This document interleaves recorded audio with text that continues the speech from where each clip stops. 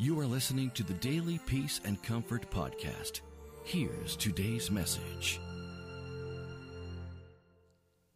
Nung nagsumikap po ako mag-grow, meaning sumunod ako ng sumunod, kada dating ng salita sa akin, sumunod po ako ng sumunod, ayon doon sa kanyang salita.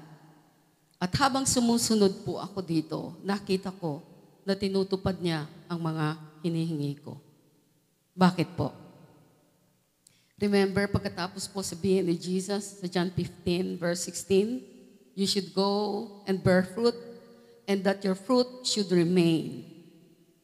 Ang pangako po niya, so that whatever you ask the Father in my name, He will give you. So by faith, ginamit ko po yung bibig ko.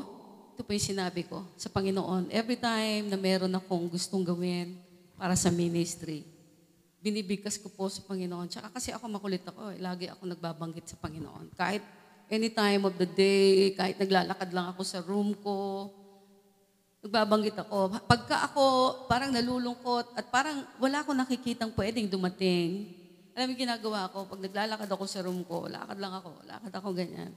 Nagdi-declare ako, sabi ko, Lord, naniniwala ako, meron kang ginagawang napakalaki. Right now, I know, may ginagawa ka. Nilalabanan ko yung nararamdaman ko tsaka yung mga nakikita ko sa paligid ko. Alam ko, Lord, grabe gagawin mo. Alam niyo po, grabe talaga ginagawa ng Lord. Nawala kayo. Subukan po ninyo. Kaya lang, kailangan, meron kayong bearing ng fruit muna. Kasi, baka mamaya declare lang kayo ng declare. Magkakabahay akong bago, malaki. Magkakasasakyan ako. In Jesus' name. Teka muna, nakaupo ka lang dyan eh. Wala ka mong ginagawa sa kingdom of heaven. Di ba? Pag nandyan ang Meralco, yung collector ng Meralco, ng electric mo, tinataguan mo, sinasabihan mo, wala ka. Diba? Sinungaling ka, nagkukupit ka sa iyong opisina, yung mga papel doon, yung mga kahit tissue paper, dinadala ninyo. Pag pupunta kayo sa mga CR. I mean, lahat yan titignan ng Panginoon. Nako nyo, kailangan maayos po tayo. So, tignan po natin yung buhay natin, yung isip natin. So, look at this. Marami naman sa inyo witness dito eh. Nung sinabi ko po, yung gusto ko, sinabi ko sa Lord, Lord, gusto ko po magkaroon ng pinakamalaking feeding center sa buong Pilipinas. Ano year yun? Yung conference natin sa The Legend Villas? 2010. Doon ko unang sinabi to eh. Okay, sabi ko, Lord, yun ang hiningi ko eh. Pinakamalaking feeding center sa buong Pilipinas. Gusto kong i-declare. Alam ko, nangyayari na to ngayon. Praise God. Now, nung sinabi ko pong gusto kong magkaroon ng magandang kitchen ng JFM, anong nangyari? May kitchen natin. Nagkaroon tayo ng magandang kitchen. Praise God. Tignan nyo. Diba? Nung sinasabi ko palagi, gusto ko ma-reach ang buong mundo ng gospel. Praise God.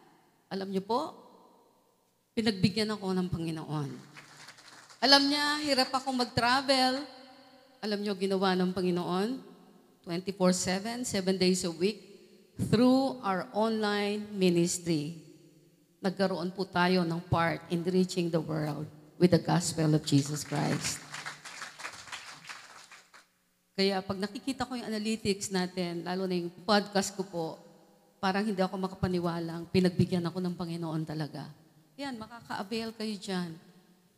So, minithi ko po yun, hindi ako masaya. Nung parang nandito lang ako sa Pilipinas, ginagawa ko lang itong mga ginagawa ko. And kasi merong sinabi ang Panginoon bago siya umakyat sa langit, right? Yun ang pinaka-importanting instruction ng Panginoon. Sabi niya, go unto all the nations and preach the gospel. Turuan daw natin ng mga tao at i-baptize natin ng mga tao. Turuan ng mga salita ng Diyos. Pinagbigyan po ako ng Panginoon. Sinagot niya po ulit. yung gusto ko. So sabi niya, you should go and bear fruit, and that your fruit should remain. That whatever you ask the Father in my name, Jesus said, He may give you. So you see, ginamit ko po, o ginagamit ko ang mouth ko. Nire-release ko yung word na naka-align sa word of God. You should go and bear fruit. Utusan niyo po yung sarili ninyo. Kahit di kayo inutusan ng pastor. Marami kayong makikitang tao. Kapag nakakita kayo ng tao, gumawa po kayo ng paraan para sabihin, kwento kung sino si Jesus. No? Hanggat hindi niyo po sinasanay ang dila niyo para approachin ng mga tao, tatanda po kayo, hindi kayo makakapag-share ng word. Kahit nakakahiya, kahit po nanginginig kayo sa takot, just do it. No? Kasi nakita ko po yung maraming Kristiyano, tumanda na sa church, mabubuti naman tao. Pero hirap na hirap mag-approach sa evangelism. Tao. You know why? Hindi sinanay ang dila. Training namin nila, Sister Jem, napakahirap. Diba, Sister Jem? Dapat i-train ulit sila ng ganun. Pag pumasok kami sa restaurant, sasabihin nung nagtitrain sa amin, uy, yung kumakain dun sa table na yon, lapitan ninyo. Tama, Sister Jen? Lapitan ninyo, sharean nyo. Ako pa naman, mahihain ako. Sobra. Lapitan nyo yun, sharean nyo. Pero you know what? Kahit nagmamaktol yung puso ko, ang katwiran ko, it's either gawin ko na ngayon or else hindi ko magagawa forever and ever. Kailangan maggawa ako ng desisyon kasi ang gusto ko lumago ako eh. Alam ko, pag hindi ko ginawa itong mga step na ito, hindi ako lalago. Malakas ang dagundong ng aking puso. Gusto ko umunlad ako sa kaharian ng Panginoon. Malakas. Kaya yung mga unang stage na gano'n, na napakahirap talaga. Pero nagpapasalamat ako sa Kanya. Can you imagine kung walang nagtitrain sa amin na gano'n, na sa panglasa ko noon ay nisa ko. Pero, sumunod pa rin ako. Praise God. Sinabi ko na lang sa Lord, how Lord? Ano sasabihin ko dito? Pinatayo lang kami dito. Hindi kami alis dito hanggat di kami nagsasalita ni Sister Gemma. Sabi lang ng Lord, sabihin mo lang kung anong nasa puso mo. Ngayong araw na to, oras na to, sabihin mo lang. O di sabi ko, ay madali-dali yun. Madaling mag-umpisa yung sabihin mo lang yun nasa puso mo. Kasi walang instruction eh. Tapos, alam niyo, yung mga lalasing-lasing na mga kabataan, di ba, Sister Jem? Mga lasing, patatanggapin ko sa Lord. Nawawala kalasingan. Walang biro. Ayan si Sister Jem, hindi ako pwede magsinungaling. Nawawala ang kalasingan. Pag nag-start na po ako na magpatanggap sa Panginoon, halimbawa, patatanggapin ko na sa Lord. Kahit po nagbibisikleta, huwag kang dadaan pag magpapatanggap na ako. Bibisikleta, tatago pa siya doon sa side, Jem. Right? Natatandaan mo sa Cavite? Tago siya sa side. Naku, ano sabi ko? Brad, hindi aksidente. Na dumaan ka dito. Alam mo ba kanina wala kami rito? Diba? Para pag sinasabi ko, hindi aksidente nandun siya. Pwedeng dumaan ka rito, wala kami. Pwede namang nandito kami, wala ka. Kaya hindi aksidente yan, Brad. Napapatanggap po. Yung mga nagbibilyar, pag nagpatanggap na ako, tinitingnan ko pa yung mga taong nandun. Naglalaro na. Lahat yun, hindi aksidente, nandito po kayo. Totoo po yun. Sa mga gitna ng kalye, yung mga crossing, yung mga tulog na yung tao, patay na yung ilaw. Doon kami sa gitna, ang ingay namin. Hindi po kami nanghihingi na gano'n, ho? Hindi kami yon. But you know what? Naiinis ako sa nagtitrain sa amin. Pero alam niyo po, isa natuklasan ko. Kung hindi yung nag-train na yun sa amin, hindi ko matutuklasan na meron akong gift sa pagsasalita publicly. Wala namang ibang tao kung hindi yung nakakainis na, bakit ganun? wala man lang tayong paghahanda. Diba? Wala talaga. As in, wala. Training namin, walang ganon.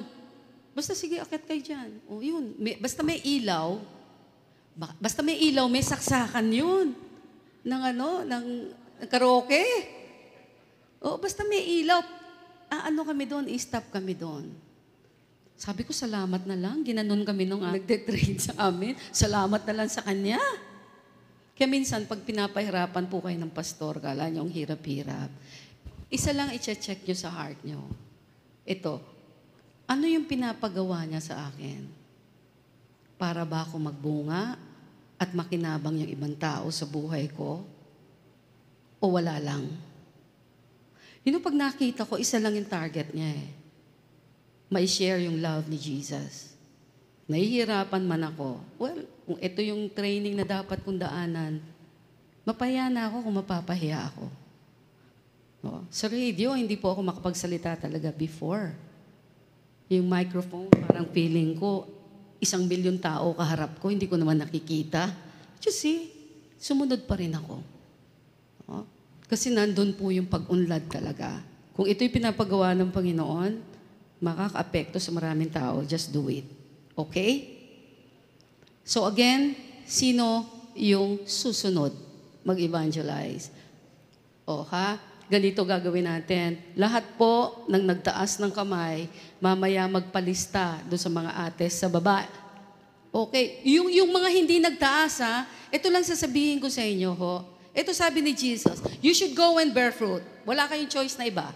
Kung gusto nyong humingi kay Jesus. Kasi sabi niya, you should go and bear fruit and that your fruit should remain. That whatever you ask the Father in my name, Jesus said, He may give you. Paramdam nyo sa Panginoon, Lord, gustong-gusto ko pong humingi sa iyo. Ako hindi ako nahihiya sa Panginoon na hingi ako ng hingi Hindi, yun ang gusto niya Kasi pag hindi tayo humihingi sa Panginoon, ang ibig sabihin nun, ang yabang natin.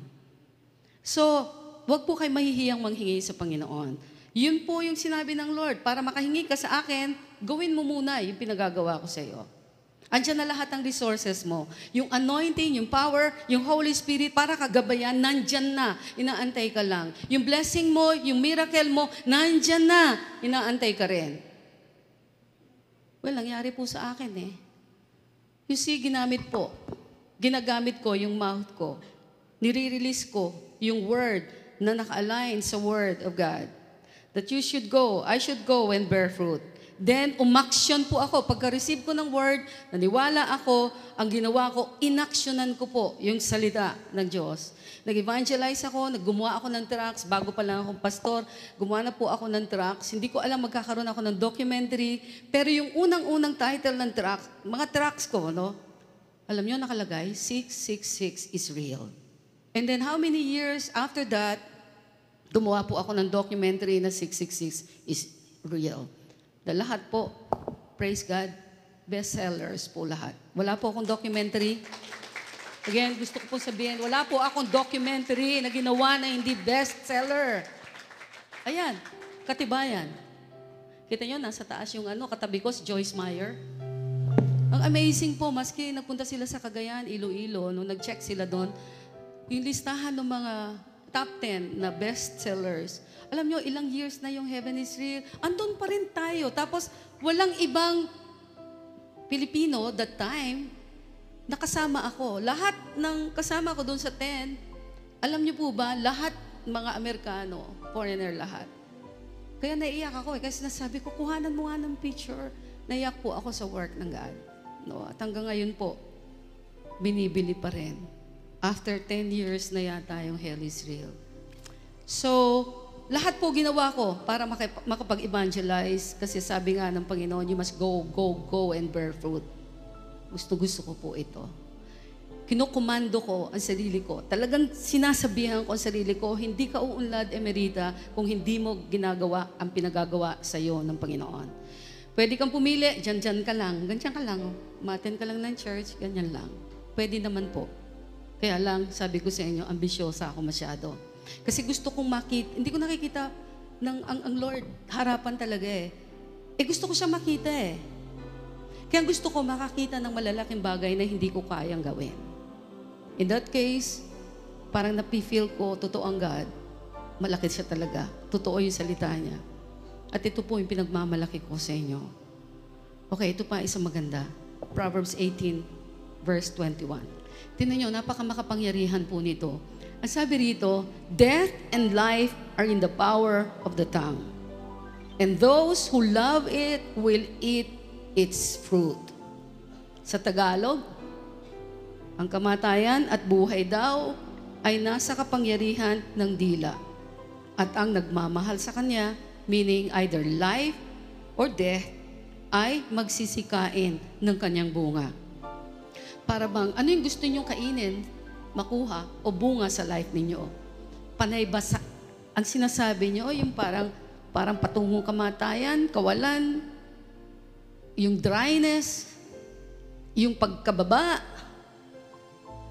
Then sabi ng Lord, mangyayari yan sa buhay mo.